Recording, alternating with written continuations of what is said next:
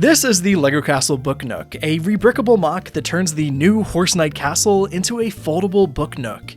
LEGO's been making a few of these lately, so I was really excited to see someone make one for the castle theme.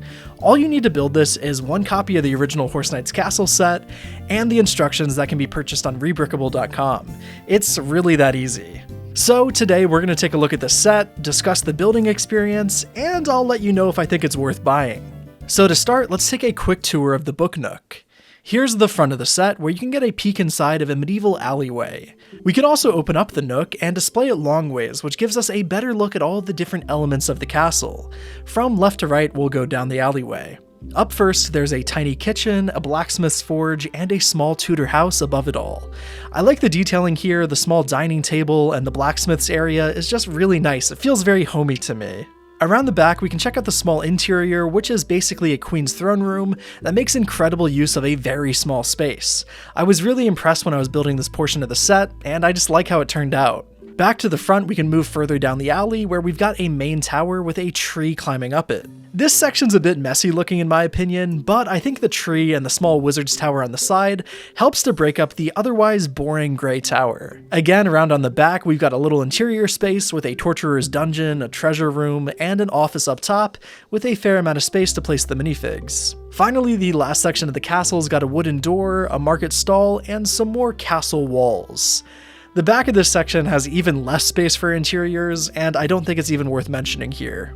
Now, as cool as it is to open up the set, I just don't think it looks very good like this. It displays kind of strangely. I think if you do want to open up the set and not use it as a book nook, I think it looks best at an angle, but not fully laid out, if that makes sense. Though, in my opinion, the best way to display this set, and honestly the main reason you'd actually buy this thing, is with books cradling it on either side. So anyways, how was the building experience of this set? Well, if you didn't know, rebrickable MOCs have you dump out every bag from the set at once. The old folks watching will remember this is how all LEGO sets used to be before numbered bags. And while I'm sure some people are nostalgic for that time, I do not enjoy doing this with sets at all. Especially with modern sets like this one, there are so many tiny different pieces that makes building like this take so long. If you don't organize your pieces before you start building, you're going to spend a ton of time just staring at a pile of Lego.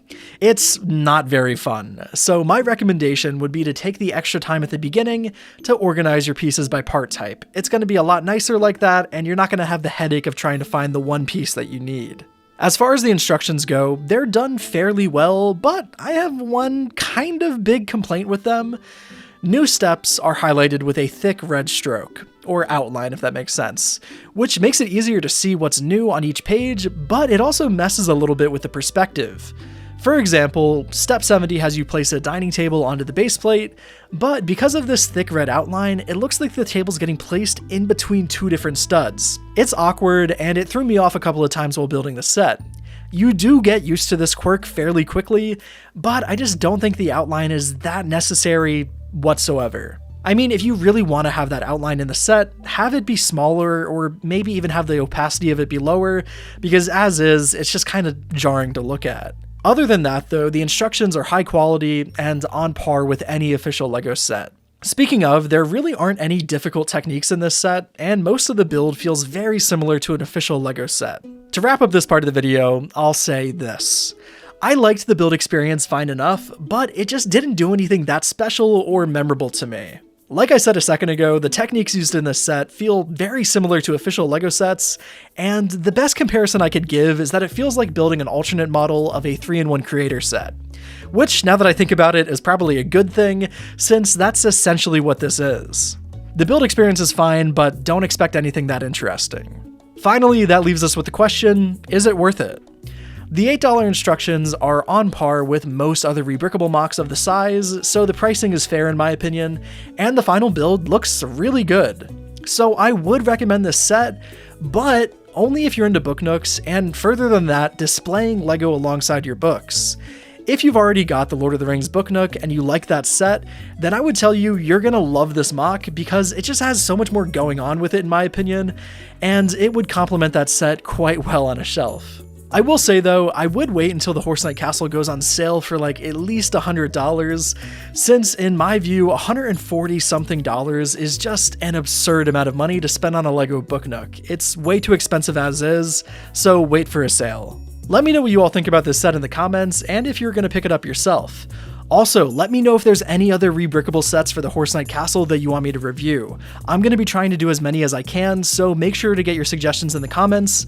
I've already got a few others that I'm looking at, so anyways, let me know. Finally, I'd like to give a big thank you to my channel members Gyojo, Faisal, Rio Bricks, Walkdermeister, Ryzen Covers, Clunk, Peter, RPG Gameslayer, Daventria Bricks, Griffinclaw, Bog Wog Ponk, The Squad Up Kid, and all of my other members for supporting the channel. And as always, thank you all so much for watching.